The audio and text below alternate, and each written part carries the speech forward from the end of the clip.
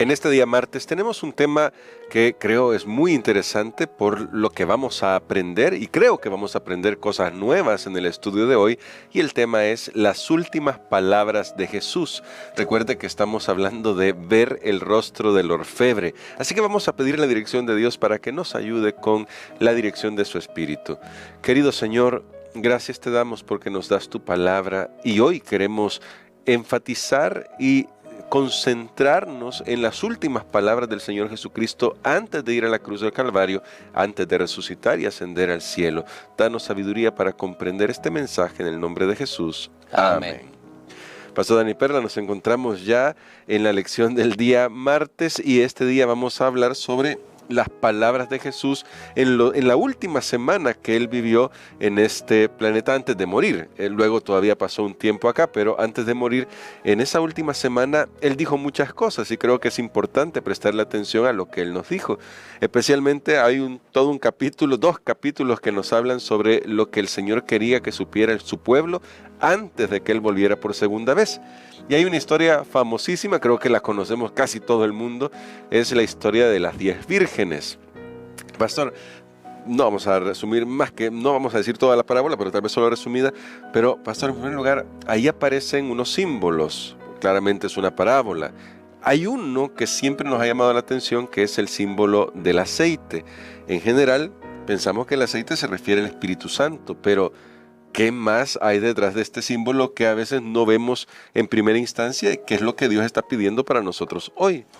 Bueno, yo creo que la parábola es muy reveladora, porque de hecho cuando uno va al texto bíblico, la parábola nos cuenta que había 2 grupos de personas, 2 grupos de muchachas que estaban esperando el momento de la boda, las que la Biblia denomina las que eran prudentes y las necias o insensatas. Y cuando se quedan sin aceite, ya es el momento de que se escucha una voz más bien de salir a recibir al novio, y vuelven a encender su lámpara. Ahí está el problema, que las insensatas descubren que no tienen aceite, ya se han quedado sin aceite. Las prudentes llevan aceite extra, y claro, nosotros hemos dicho que esto enfatiza la necesidad de tener el Espíritu Santo en nuestra vida, pero hay algo en la petición que hacen las vírgenes fatuas o necias, que dicen: dadnos de vuestro aceite. Y ahí es donde ellas les responden, las prudentes: mira, no podemos darle del nuestro. Entonces, aquí tenemos un elemento clave en esta parábola, y es que ellas están diciendo: lo que nosotros tenemos, lo que hemos logrado, no lo podemos pasar a ustedes. Wow. Y eso se refiere a la experiencia, eso se refiere a su carácter, que es el elemento central de esta parábola, y de hecho de la lección de esta semana, porque entonces definamos que lo importante aquí en esta historia, en esta parábola que Jesús está contando, tiene que ver con la formación del carácter, y que es algo intransferible. O sea, yo no le puedo dar el Espíritu Santo a otra persona si es que estamos hablando del Espíritu Santo. ¿Se recuerdan ustedes cuando Simón el mago le pidió a Pedro y dijo: bueno, yo quiero también hacer esas señales? Pero le dijo: no, esto es el Espíritu, esto no soy yo no te lo puedo dar, no te lo puedo vender. Pero también consideremos que este aceite, según el pensamiento de Ellen White, tiene relación también con el carácter. El carácter es intransferible. Yo lo he dicho siempre cuando he hablado de esta parábola, lo he dicho de esta manera: es como el cepillo de dientes. No puede uno prestárselo a otra persona. Imagínense que uno va a una casa y se queda ahí esa noche y le dicen: bueno, puede usar el cepillo de dientes de visitas. Definitivamente eso no se puede, no es posible. Es algo personal. Ahora, la experiencia que estas mujeres que son representadas por las vírgenes, o que representan más bien a las vírgenes prudentes, es su carácter lo que han hecho. Ahora, ¿cómo se forma el carácter? Y es interesante que, hablando de esta misma parábola, Ellen White comenta y dice que es la crisis la que forma o desarrolla, o que revela más bien el carácter. Es en la crisis donde se revela el carácter, porque recordemos, ¿cuál fue la crisis en ese momento? Fue la voz del novio que ya se escuchaba, allí fue donde ellas se despertaron. Ahora, al final de la historia de este tiempo, si vamos un poquito más a aplicarlo a los eventos escatológicos, tenemos entendido que esa crisis no es que vamos a escuchar una voz del cielo o algo así, sino que van a haber grandes catástrofes en nuestro mundo. Grandes poderes se van a unir en nuestro mundo en contra de la voluntad de Dios, de su palabra. Entonces, esa va a ser la crisis. Ahorita pueden estar dormidos, podemos estar dormidos, pero esa crisis va a revelar si nosotros hemos hecho un carácter divinamente aprobado o no. Bueno, y entonces el Señor Jesús, creo que eso también está en armonía con el contexto de lo que sigue, porque en las parábolas que siguen parece que vuelve a reforzar el tema de cómo estamos usando el tiempo para fortalecer nuestro carácter, y se cuenta otra de las parábolas que son muy interesantes, la parábola de las ovejas y de los cabritos. En este sentido, ¿qué es lo que evalúa Dios al final? Sí, y quizás para que nos ayude también a comprender, pastor, que cuando se hace esta evaluación no se está hablando de salvación por obra, se está hablando de lo que la gracia ha hecho en las personas o no ha hecho en los que no han querido que trabaje la gracia de Dios. Muy bien, en esta otra parábola que Jesús contó después de su sermón profético, que está en Mateo 24, bueno, esto es parte del sermón profético, pero más bien después de las señales, porque nos puede pasar que a veces nos concentramos más en las señales, claro, guerras, hay esto, hay lo otro, pero Jesús finalizó contándonos cómo debemos vivir en medio de todas esas cosas, porque al final lo importante no es si Hitler existió y Stalin y qué hicieron y qué no hicieron, no, ahora es cómo yo actúo, cómo yo reacciono, y eso tiene que ver con mi carácter.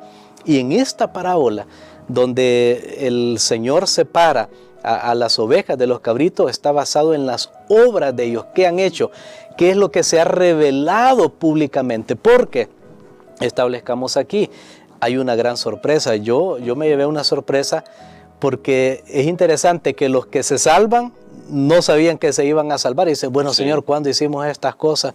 Y los que se pierden no pensaban que se van a perder. De hecho, son 3 parábolas que contó Jesús. Allí al final están en Mateo 25, son 3 parábolas y en estas finalmente tiene que ver entonces con la esencia de lo que una persona es.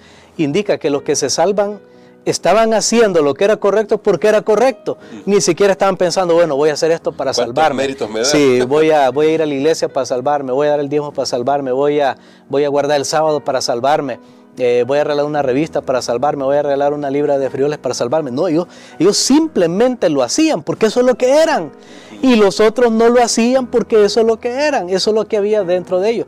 Y entonces ahora establezcamos algo, que es el carácter, porque estamos hablando que este es el tema central y sabe que a veces hay cosas que cuesta definirlas, pero como alguien dijo, el carácter es la suma de todo lo que es una persona. Por ejemplo, la personalidad es lo que nosotros vemos cómo la persona reacciona, están los hábitos y también está el temperamento. El temperamento es cómo reaccionamos, es lo que la gente ve, cómo reaccionamos. La personalidad es lo que la gente ve de nosotros y están los hábitos. Todo eso en conjunto forma nuestro carácter. O sea, el carácter es lo que somos por dentro, es la esencia de lo que hemos llegado a ser. Y como dijo alguien, me llamó la atención, lo que hacemos en la oscuridad, cuando nadie nos ve, eso es lo que somos. Porque sí, muchos tal vez no hacemos algo porque nos falta oportunidad o por el qué dirán o porque hay cámaras que están grabando. Pero ¿qué es el carácter? Es la suma de todas las emociones, de todos los sentimientos, de todo lo que una persona es, y eso solo se prueba cuando realmente estoy enfrente de la oportunidad. Así que es nuevamente bien, bien interesante, y eso no se puede pasar a otra persona, como nos muestra la parábola de las 10 vírgenes, como nos muestra el juicio de las naciones. El que es bueno va a actuar porque por dentro es bueno. Es lo que Jesús decía, el árbol bueno da buen fruto, porque eso es lo que tiene por dentro. El malo da malos frutos, eso es lo que tiene por dentro. Y entonces aquí llegamos, ya que Elena de White habla del carácter.